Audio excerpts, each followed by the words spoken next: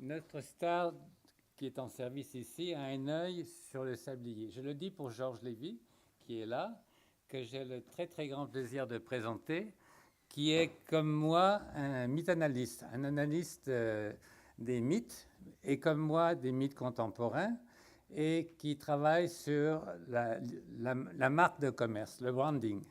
Et je crois que c'est le spécialiste le plus reconnu en France dans un domaine où la compétition est très très grande.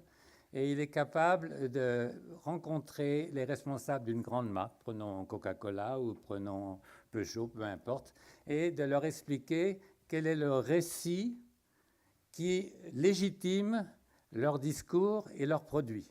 Cette légitimité, qui est très importante pour une marque, mais il le dira beaucoup mieux que moi, elle est basée sur une mythologie qui peut être ancienne, qui peut être déclinée dans l'actualité.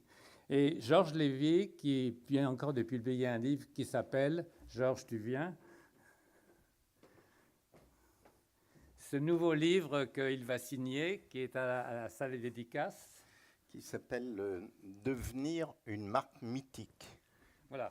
Alors, Georges est en train de devenir mythique, il ne s'en rend pas encore compte, mais le mythe va parler devant vous. Merci, merci Hervé. Bonjour. En fait, on va essayer de parler ensemble ou de discuter ensemble d'un sujet bizarre et curieux. Sujet bizarre et curieux, en fait, le marketing est complètement dans l'éphémère. Et paradoxalement, on a affaire à des marques qui finalement survivent. Certaines ont 100 ans, 150 ans, 200 ans, 250 ans, etc., si vous voulez. Et d'autres, paradoxalement, ont 10 ans et sont en train de mourir. Et c'est dommage que le docteur Emmanueli soit parti parce que certaines marques... Ah, il est là, super. Certaines marques, je vous donnerai les adresses, elles ont besoin d'urgentistes. Et en fait, c'est ce dont on va essayer de parler un petit peu, si vous voulez, sur le thème « Les marques peuvent-elles rajeunir ou peuvent-elles défier le temps ?»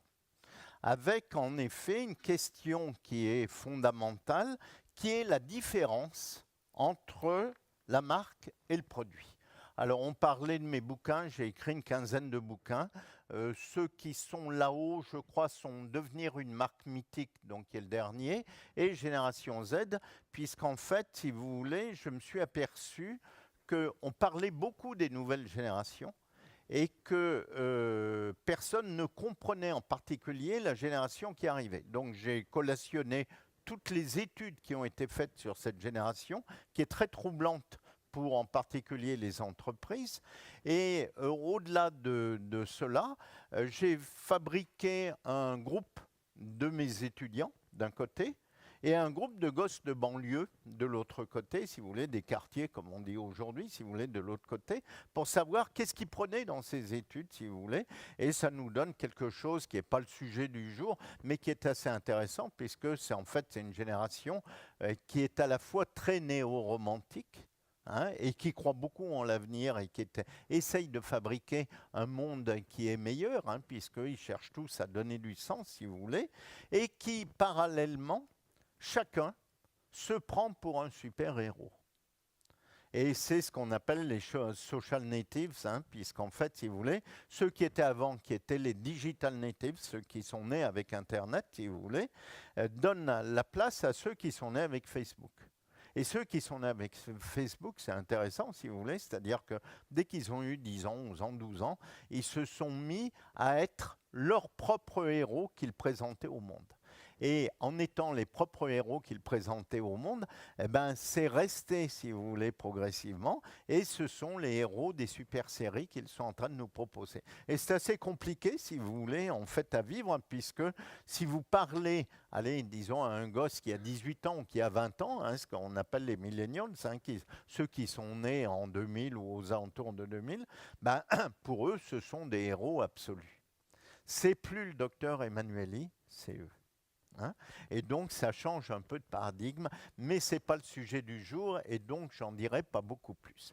Le sujet du jour, j'aimerais vous le commencer sur, en effet, qu'est-ce qui fait la différence entre un produit et une marque? Autrement dit, la marque, ben, ça dépend du marketing. Ce n'est pas un truc qui est complètement innocent, qui arrive de nulle part, hein. C'est le marketing qui l'a créé. Et en même temps, j'ai l'habitude de dire que c'est la fille indigne du marketing. C'est-à-dire qu'en fait, dès que la marque existe, ben, elle s'échappe et elle refuse les règles marketing. Alors, il y a en particulier 3 règles qu'elle refuse, qui est d'abord le prix, hein. On apprend en marketing, et pour ceux qui ont fait des études marketing un peu poussées, vous savez que quand vous baissez le prix d'un produit, ben, vous en vendez plus. Ben, ce n'est pas vrai avec une marque. Imaginez que BMW se mette à faire une voiture à 5 000 €. Alors la première année, certes, ils vont en vendre quelques-unes, si vous voulez, hein, tous les gens qui rêvaient d'avoir une BM et qui n'ont pas les moyens de l'acheter, mais l'année suivante, c'est fini. Et donc, j'ai mené plusieurs études, si vous voulez, qui sont assez intéressantes là-dessus, où on montre que finalement, quand on trouve le bon niveau de prix, généralement supérieur à la moyenne, eh bien, on vend plus de produits d'une marque qu'avant. Alors, c'est paradoxal, hein, si vous voulez, c'est-à-dire que c'est presque contre-intuitif, presque contre nature. Le deuxième point qui est important sur la marque par rapport au produit, c'est ce qu'on appelle l'extension. Prenons une marque comme Bic, si vous voulez. Elle est née du stylo, elle a fait des briquets, elle fait des planches à voile, fait plein de choses, si vous voulez. Et une marque comme Montblanc, qui était enfermée dans son stylo, si vous voulez, aujourd'hui, c'est une marque de luxe et qui a énormément de produits de luxe. Et c'est une logique qui est vraiment très différente. Alors là, c'est perturbant. On se dit, attends, Bic, c'est le stylo Bic de notre enfance, le cristal qu'on connaît bien. Qu'est-ce qu'ils vont faire d'autres trucs qui n'ont strictement rien à voir? Alors, ça ne réussit pas toujours, hein. Ils ont fait un téléphone, ça ne réussit pas toujours, mais la marque autorise de faire d'autres produits qui n'ont rien à voir, si vous voulez, avec a priori le produit. Et le troisième élément, c'est en effet la durée de vie. Alors, la durée de vie, c'est extrêmement intéressant, si vous voulez, puisque la durée de vie des produits, c'est un dromadaire. Hein, on parlait d'Afrique tout à l'heure, et donc c'est un dromadaire, c'est-à-dire c'est une courbe en dromadaire. On lance un produit. 9 fois sur 10, ça ne marche pas. Hein, c'est les règles marketing, c'est 9 fois sur 10, ça ne marche pas. 1 fois sur 10, ça marche. Donc on est content, donc on le fait grandir, on essaye de le vendre le plus longtemps possible, et puis à un moment, ça décline, et on en lance un autre à la place. Et en fait, la logique de la marque, elle n'est pas du tout celle-ci. Et quand on travaille sur ce qu'on appelle les cycles de vie, si vous voulez, des marques, les gens ont toujours en tête souvent le cycle de vie du produit, c'est-à-dire le dromadaire, et ils ne comprennent pas. Hein, et plusieurs fois, quand j'arrive dans des entreprises comme consultant, comme, si vous voulez, comme expert qui vient causer avec eux, expliquer les choses, si vous voulez, c'est extrêmement intéressant et les gens ne comprennent pas. Ils nous disent, ben oui, ben normalement, on a lancé le produit en 1920, hein, et ben il aurait dû disparaître. Hein, la marque Eram, elle a lancé des chaussures en 1920 avec un nouveau système d'accroche des chaussures. Ben, elle aurait dû disparaître. Eh bien non, elle est toujours là, si vous voulez, 80 ans après. Donc c'est un truc un peu bizarre et c'est un truc qui est assez perturbant. Hein, Seb, on pourrait dire, ben, ils ont lancé la cocotte minute, bon, on utilise moins de cocotte minute, ça aurait dû disparaître. Eh bien, pas du tout. La marque Seb, elle se porte très bien. C'est un des grands géants mondiaux, si vous voulez, qui s'est développé. Donc, c'est très perturbant pour des gens de marketing, j'allais dire, pur et dur. Et comme l'a dit mon ami Hervé, que je remercie, comme je travaille un peu sur les mythes, parce qu'en fait, j'ai une double formation à l'origine, qui est une formation de marketing, certes, mais de lettres classiques également. Et donc, si vous voulez, j'ai passé ma vie professionnelle à faire se rencontrer 2 parties de mon cerveau. La partie chiffres, hein, finalement, comment on gagne des sous avec un produit, hein, globalement, la base du marketing. Et l'autre partie, comment on raconte une histoire. Et c'est là où je suis arrivé, si vous voulez, sur les marques, et je me suis dit, mais cette affaire, ça ne marche pas. Et finalement, qu'est-ce qui finalement ne marche pas très bien?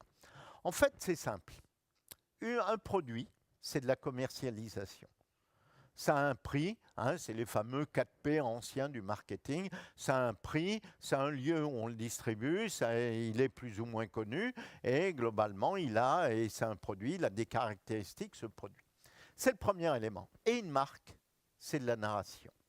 Et c'est la raison pour laquelle, si vous voulez, la marque échappe au marketing. Et que c'est la fille indigne du marketing. Quand on raconte une histoire, ben globalement, si vous voulez, ça va bien au-delà d'un produit qui est posé sur un linéaire dans un supermarché ou dans un hypermarché. Et donc, c'est ce qu'on va essayer de comprendre et pourquoi finalement une marque peut rajeunir, ce qui, a priori, est un truc assez bizarre parce qu'un être humain ne rajeunit pas, parce que globalement, rien ne rajeunit, sauf peut-être une marque. Alors, je vais vous donner en effet un exemple, ce qu'on appelle une narration. Alors aujourd'hui, on parle beaucoup de storytelling, hein, et donc, s'il y a le mot à la mode, storytelling, ça veut dire en fait raconter une histoire, hein, puisque c'est en anglais, c'est le premier élément. Et donc, raconter une histoire. Et donc, en fait, généralement, on part d'une histoire, je dirais plus ou moins vraie. Hein, si je suis honnête avec vous, et Hervé m'a conseillé d'être honnête, donc je vais essayer de l'être, c'est une histoire plus ou moins vraie. Prenons Ushuaïa, qui est une marque sur laquelle j'ai travaillé. Alors c'est une histoire extraordinaire, Ushuaïa. C'est Nicolas Hulot, que nous connaissons tous, peut-être pas directement, mais au moins indirectement, qui, à 20 ans, étant un jeune écolo, va voir TF1 et propose à TF1, si vous voulez, le fait de faire une émission sur l'écologie. Alors, il fait une émission sur l'écologie comme lui, il est, c'est-à-dire un peu star. Hein, et donc, il fait une émission où il se met très en valeur. Hein, il saute, il s'agite, etc., si vous voulez. Mais TF1 lance l'émission et ça marche du feu de Dieu. Et donc, comme il est un peu star, notre ami Nicolas Hulot, si vous voulez, que peut-être qu'il rêvait déjà d'être ministre, hein, si vous voulez, eh bien, il demande une émission qui est de plus en plus chère, de plus en plus riche, avec de plus en plus d'hélicoptères, etc. Au bout d'un moment, la direction de TF1 dit « nous, on arrête ». Alors, on arrête. Pourquoi ils arrêtent? Parce qu'en fait, comment les télés se remboursent des prototypes, hein, des émissions qu'ils lancent, c'est que ils le vendent à d'autres télés.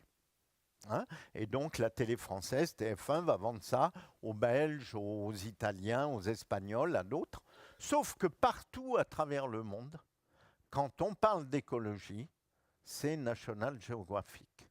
Alors National Geographic, c'est assez simple. Vous voyez, c'est une gueule de lion qui souffre. Ça prend 20 minutes. On attend de voir qu'est-ce qui va se passer, qui va passer à côté de la gueule du lion.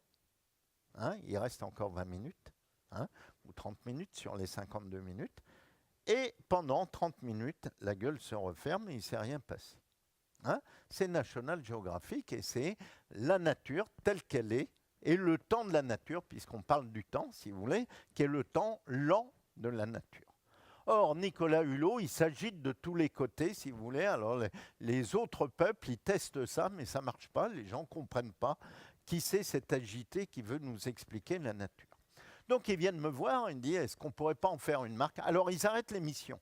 Hein, ils arrêtent l'émission et Lelay, qui était à la tête de TF1 à l'époque, reçoit 50 000 mails et lettres qui lui dit, globalement, dans ta télé de M, 3 petits points, hein, globalement, je ne vais pas jusqu'au bout à cause du professeur Emmanueli qui est ici présent. Et donc, dans ta télé, où il y a que des bêtises, où il y a que des conneries, il y avait un seul truc qui était bien, tu le supprimes. Donc ils me font venir, me dire, bon, il faudrait peut-être qu'on le relance, mais on n'a pas de sous, ça nous coûte trop cher, bon, etc., etc.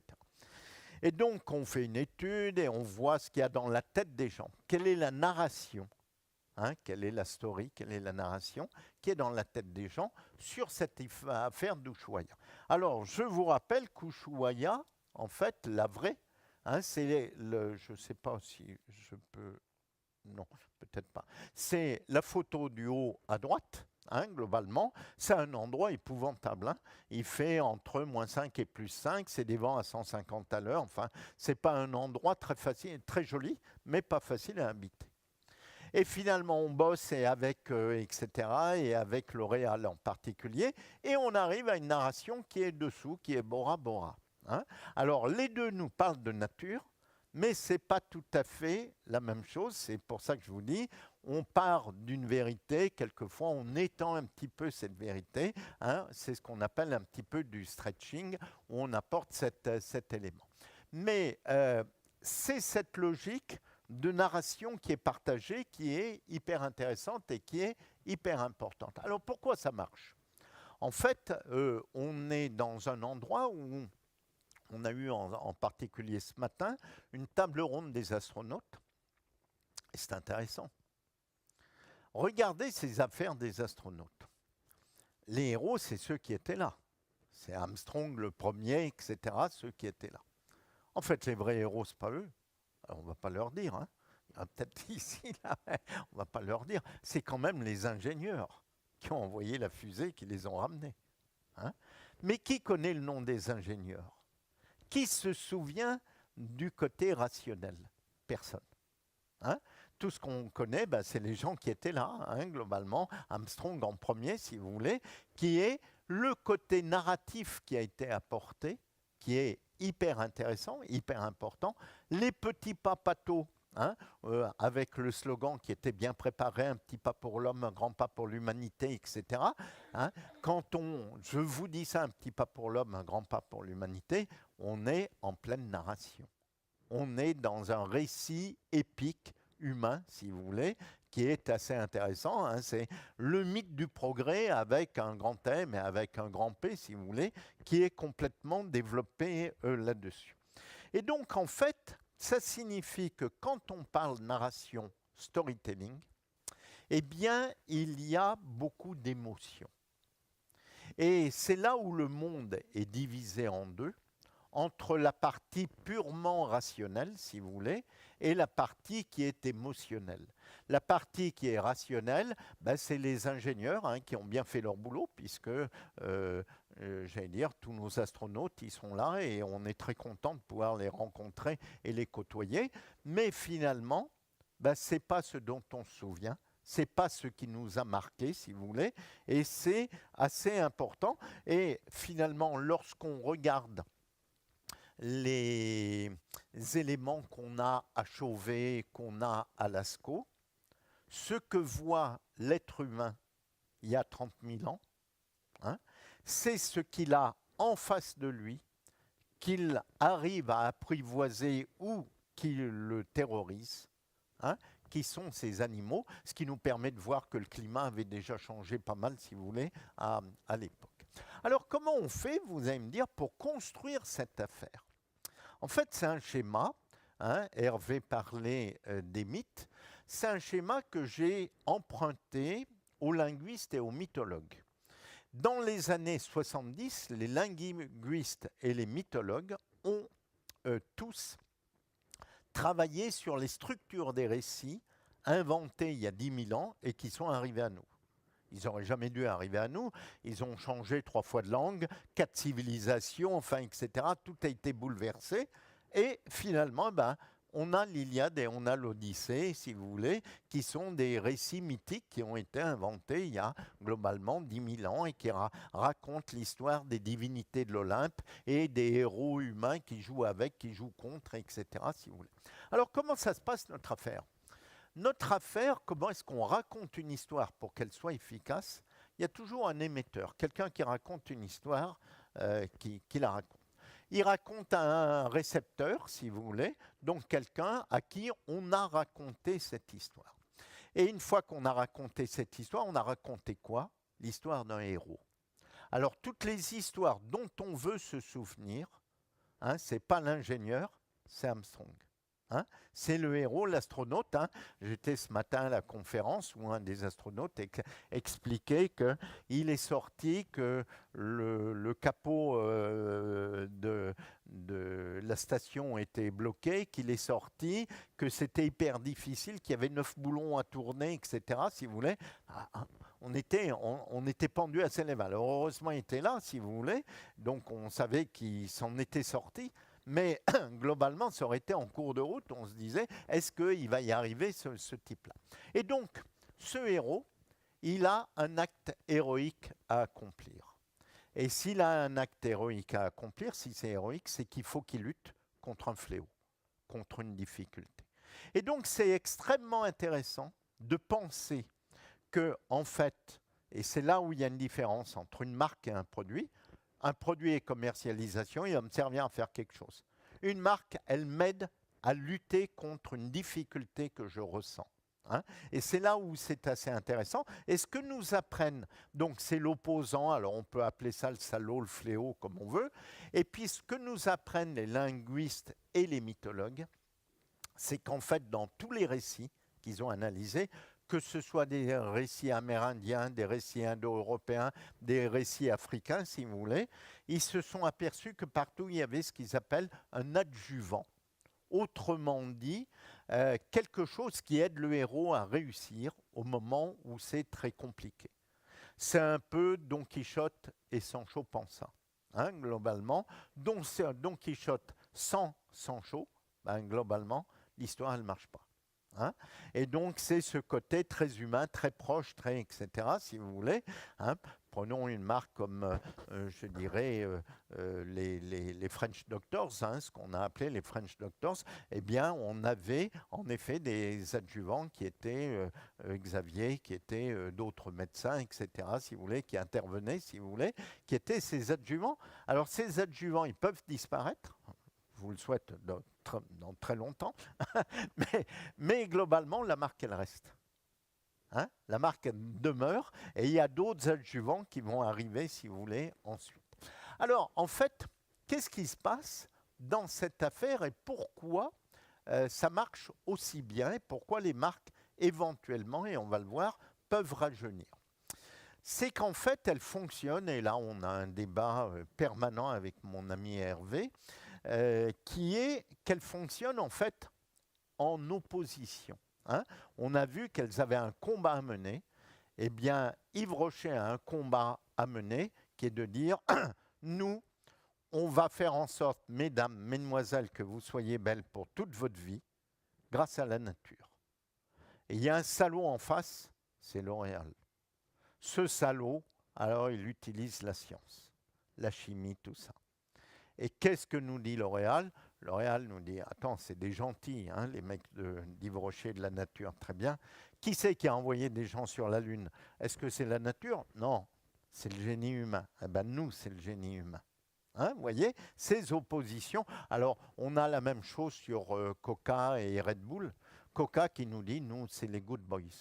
Hein, nous, c'est la famille, c'est le Père Noël, hein, c'est eux qui ont réinventé le Père Noël en quelque sorte, si vous voulez, c'est les Jeux Olympiques. Et puis de l'autre côté, eh ben, Red Bull dit, si tu n'es pas capable d'être dans l'extrême, de vivre dans l'extrême, tu ne mérites même pas de vivre. Tu ne mérites même pas de vivre. Hein, ta vie, elle n'a aucun intérêt. Vous voyez, c'est cette opposition, finalement. Qu'est-ce qui fait ma vie? Hein, est-ce que c'est le quotidien?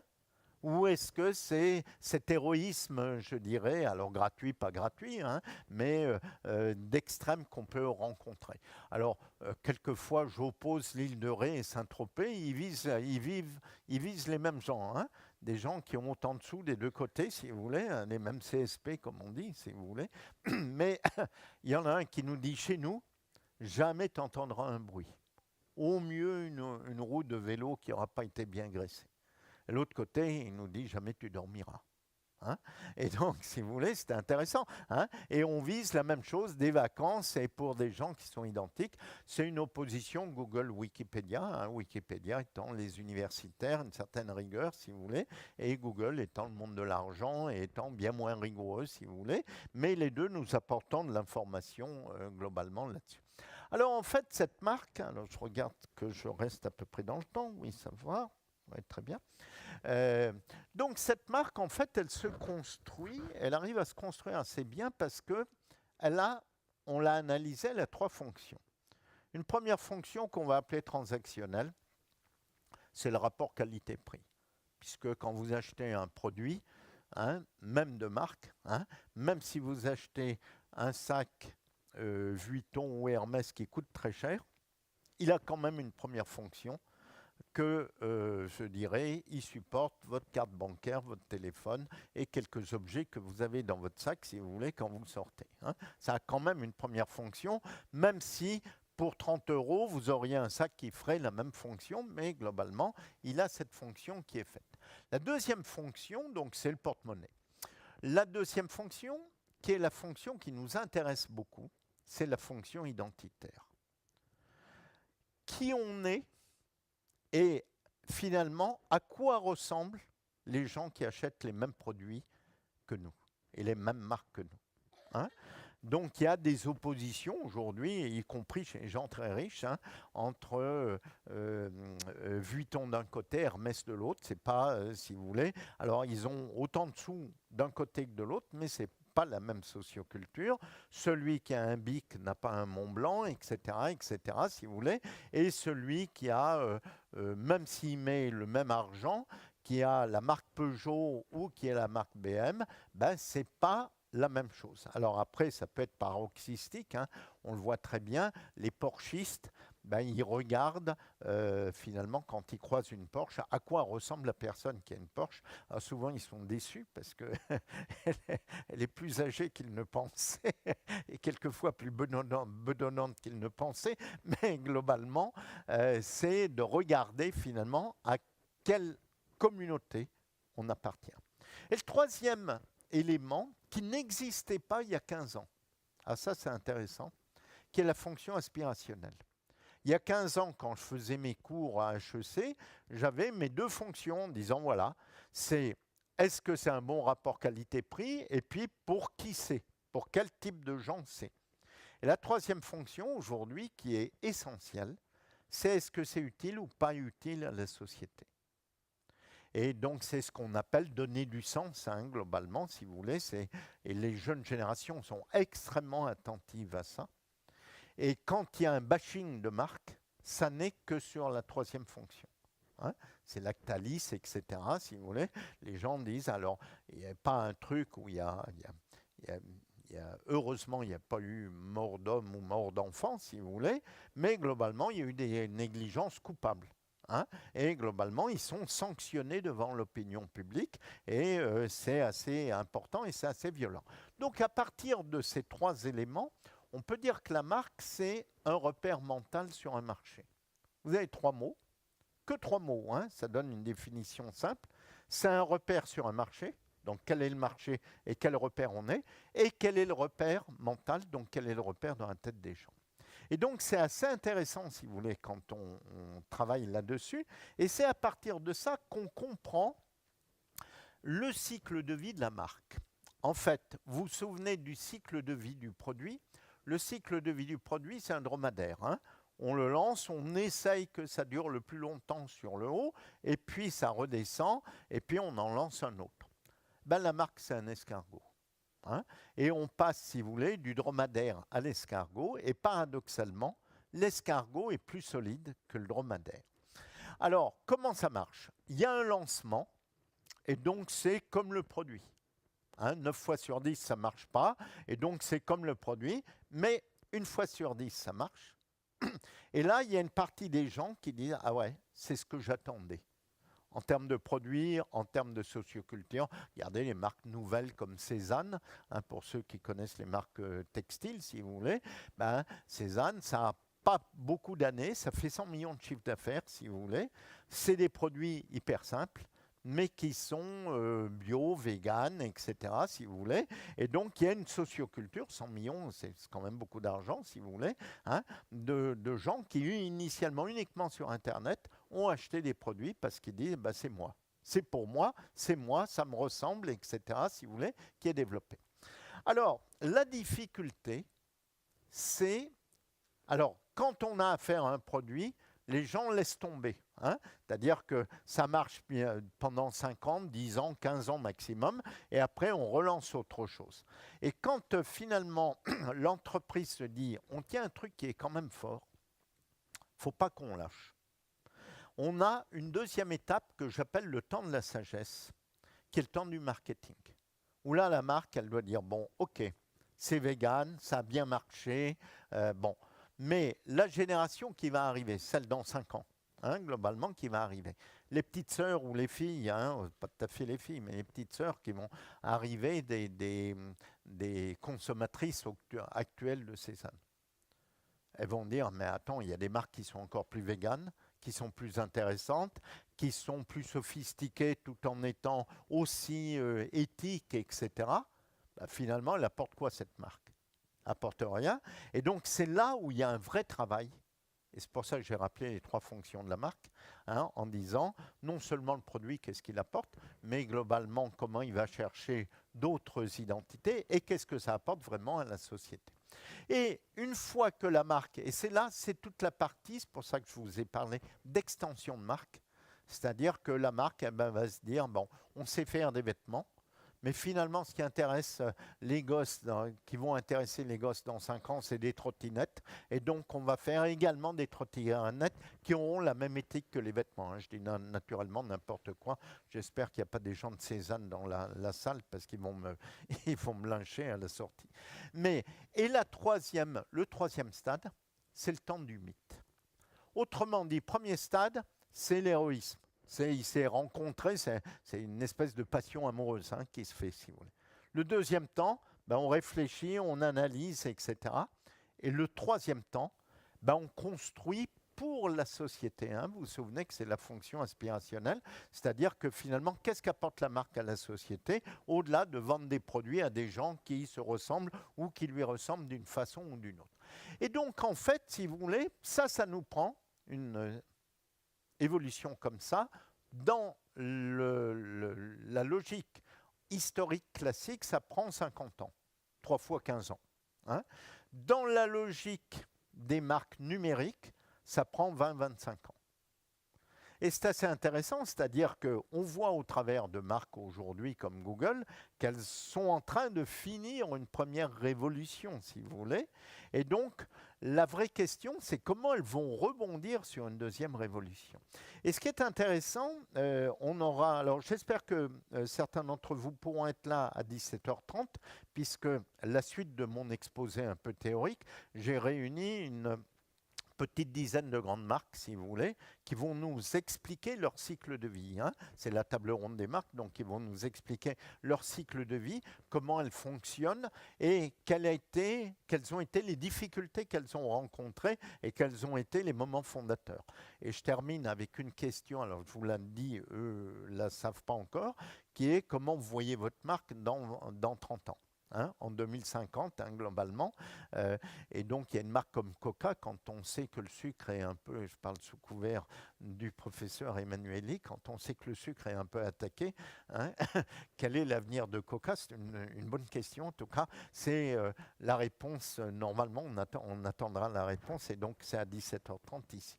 Et donc, en fait, 50 ans ou 25 ans, hein, selon le type de marque auquel on a affaire. Et après, c'est un deuxième tour qui est à peu près le même. Ça signifie que tous les 50 ans, tout est remis quasiment à zéro. C'est compliqué, hein, pour une marque. Mais quand elle le fait bien, ça signifie qu'elle va faire un deuxième tour et qu'elle aura 100 ans, un troisième tour qu'elle aura 150 ans.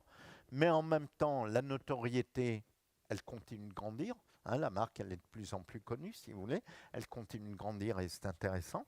Et puis, elle a des sous dans le coffre-fort. Hein, et donc, elle est quand même de plus en plus forte pour continuer de se battre. Et en fait, si vous voulez, quand une marque a 50 ans ou les marques nouvelles, hein, celles du numérique, quand elles vont avoir 20 ans, 25 ans, hein, et donc on va y arriver, hein, puisque je vous rappelle que des marques, si vous voulez, la plupart des marques sont nées en 2005, si vous voulez, hein, Facebook est né en 2005. Donc en 2025, si vous voulez, elle aura fait complètement une révolution, hein, et Google, c'est juste avant 2000, si vous voulez, que c'est né. Donc on est à ce moment où on voit bien qu'il y a des vrais questionnements qui sont posés et qui sont assez intéressants. Et ça signifie que tous les 50 ans, la marque, elle est obligée de recréer une passion. Et c'est difficile, hein. C'est très difficile parce que les équipes internes, je suppose qu'il y a des gens qui sont en entreprise, elles se heurtent aux gens du marketing qui disent « Attends, ça marche bien, on ne va pas changer. » Hein? Mais si tu veux recréer une passion avec ta compagne au bout de 50 ans, il va falloir que tu changes quelques éléments. Hein? C'est un peu ça, si vous voulez, qui est développé. Et donc, on voit très bien, si vous voulez, que cet escargot qui s'est un peu fossilisé, hein, qui est devenu un petit peu fossile, si vous voulez, ben, il y a plein de marques. Hein, et aujourd'hui, on sait, elles savent rebondir. Hein. Vous voyez, le coq sportif, on va avoir tout à l'heure la personne qui a relancé Converse, Jacques Royer, si vous voulez, hein, où la marque, elle n'existait plus, elle avait quasiment disparu, il l'a complètement relancé. Donc, il va nous expliquer comment il a fait, ou le coq sportif. J'ai vu que cette année, Frigidaire relançait complètement une collection. Hein, de produits, non seulement de frigo, mais hein, on parlait d'extension, mais de plaques pour cuire. Donc il n'y a pas que le froid, il y a le chaud, etc., si vous voulez, de machines à laver, etc., qui sont relancées. Et c'est assez intéressant, si vous voulez, de voir un petit peu ça. Alors, c'est là où on rejoint toute la question qui anime mon ami Hervé, qui est celui du mythe.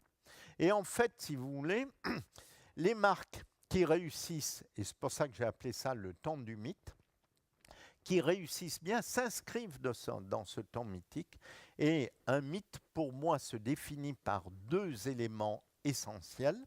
Le premier, c'est que, en fait, c'est une histoire qu'on croit vraie, plus ou moins vraie, mais qu'on croit vraie.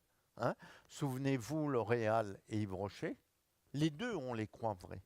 Hein. C'est deux mythes qui s'opposent. L'un de la nature, on se dit, bah oui, c'est vrai que tous les produits existent dans la nature. Hein. Il n'y a aucune raison de ne pas aller chercher dans la nature ce qui va faire finalement que vous, mesdames et mesdemoiselles, vous resterez jeunes et belles toute votre vie.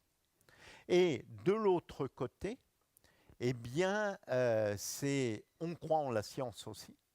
Hein, majoritairement, on se dit quand même, la science c'est pas mal aussi, ça a quand même fait faire quelques progrès à l'alimentation, à la médecine, à la technologie, etc. Et donc c'est assez intéressant, si vous voulez, de voir ça. Et donc en fait, vous vous souvenez de la fonction que j'ai appelée identitaire, c'est un peu ce que nous dit Jean-Pierre Vernant, qui nous dit la mythologie est une vision, ou le mythe est une vision de soi face au monde.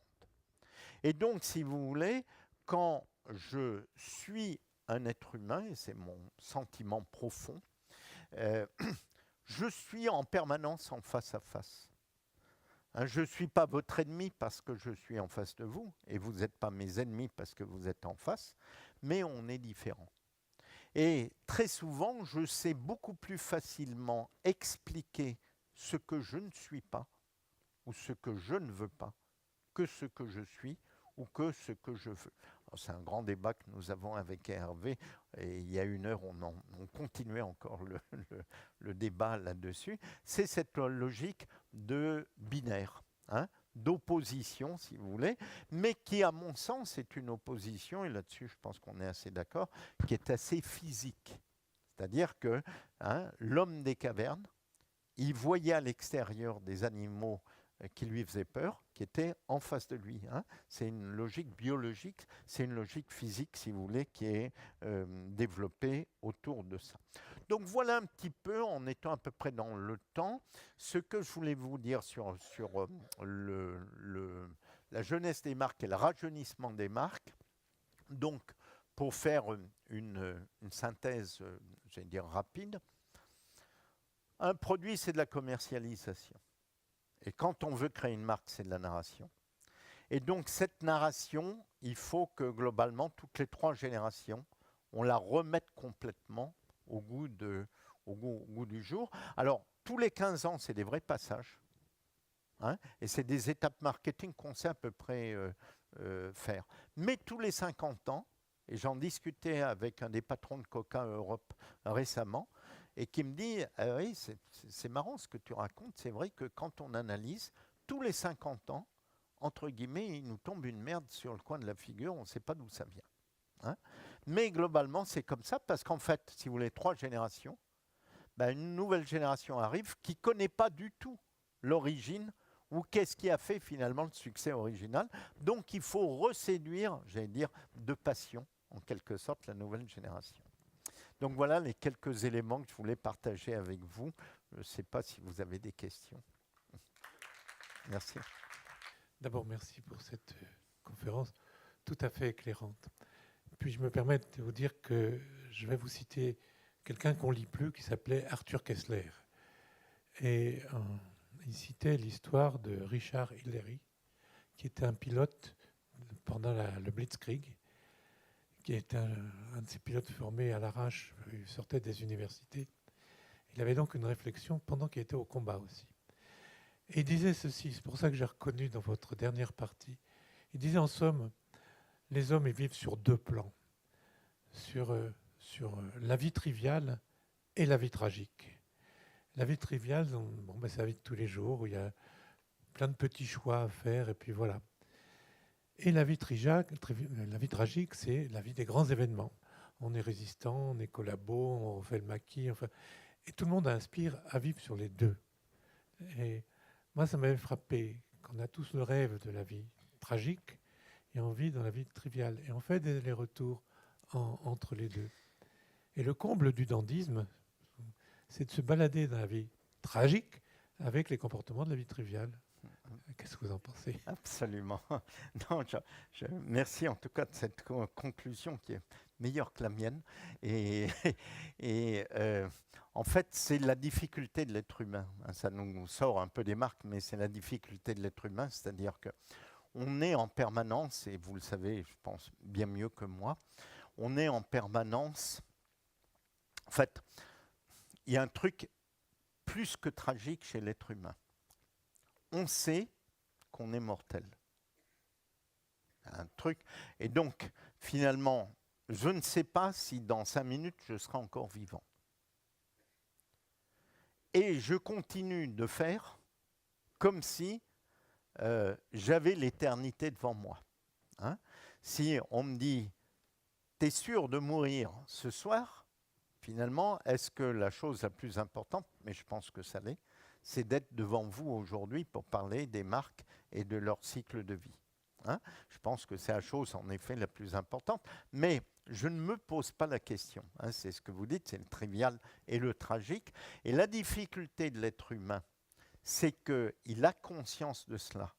Et pour moi, mais peut-être que d'autres ont une autre idée, c'est sans doute le seul être dans la nature qui a cette conscience aussi aiguë, hein, d'être mortel. Hein. Et donc, à partir de ça, dès qu'on vit trop dans le trivial, on recherche ce tragique qui est lié à ce côté hyper épique, hein, qu'on a en nous, mais au bout d'un moment, on n'en peut plus. Et donc, les gens disent, ah ben, on cherche le bonheur. Hein. Tous les bouquins qu'il y a sur le bonheur, c'est ça, c'est l'ataraxie. Hein. C'est globalement... on va souffler un peu, plus de stress, etc. Sauf que les uns et les autres, on le sait très bien. Quand on s'emmerde trop longtemps, on dit « Ah tiens, il faudrait que ça bouge. » quoi. Et donc c'est ça, entre ça bouge et ça bouge trop, et ça tangue trop, et est-ce qu'on ne peut pas retrouver un peu de calme ? En fait, la vie est sans doute un voilier sur une mer agitée. Bravo pour cette présentation.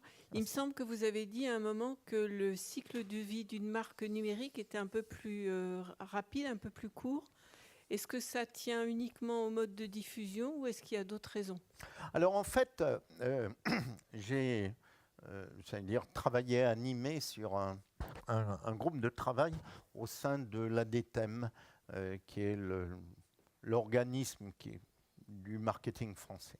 Donc au conseil scientifique, et on s'est vraiment posé cette question parce qu'on s'aperçoit que des marques, alors les marques numériques, elles meurent aussi vite que les autres. Donc c'était des fausses marques globalement. Souvenez-vous des marques même comme Yahoo, qui étaient vraiment au sommet, si vous voulez, qui quasiment n'existe plus, même si elle existe encore un peu, n'existe plus, ou Second Life. Moi, je me souviens, il y a 15 ans, Second Life, je ne sais pas si les jeunes ne connaissent pas, ça a créé des avatars. Ça a créé des avatars et tout le monde disait il faut qu'on ait un avatar, Second Life, etc. Et c'était vraiment au sommet, ça a duré 7 ans et ça a disparu complètement, si vous voulez, très vite. Et en fait, la réflexion que je mène, qui est une réflexion à ce jour, j'allais dire, partagée par quelques écrits, mais pas par toute une communauté scientifique, c'est un peu ce que nous apportent les réflexions de Paul Virilio, qui nous dit que finalement, quand il y a trop d'informations, non seulement ça tue l'information, mais ça nous donne l'impression d'accélérer le temps. Et donc, je pense que, si vous voulez, la logique numérique, qui est ce qu'on appelle de l'infobésité, c'est-à-dire que globalement, c'est de l'obésité d'information. On n'en peut plus, quoi. C'est cette logique, si vous voulez, d'accélération du temps. Et qu'entre le magasin classique, où on y va à pied, où globalement, il y a une manière de temps humain, même si on y va en tramway, si vous voulez, il y a une manière de temps humain qui se fait, et le temps numérique, il y a une accélération sur le temps numérique, puisque le temps numérique, on l'a au bout du bois, au bout des doigts, etc. Et l'analyse que je mène, c'est de dire que ça divise à peu près par 2 le temps. Mais le cycle de vie est le même.